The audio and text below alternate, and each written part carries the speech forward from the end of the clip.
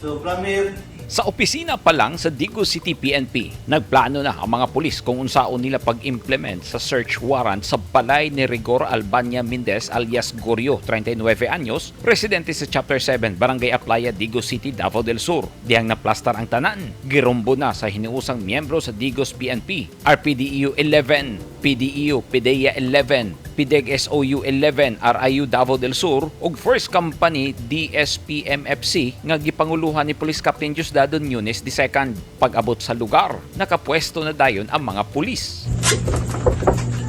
O gituktok sa pulis ang balay sa target. Dayon, gisugdan ang pag-search. Dinhi nakita sa kapulisan ang unom ka mga sachets nga adunay sulod sa gituuhang shabu. Sachet nga naay residue sa gituuhang shabu, aluminum foil, plastic container box, homemade revolver nga .38, bala ug sling bag.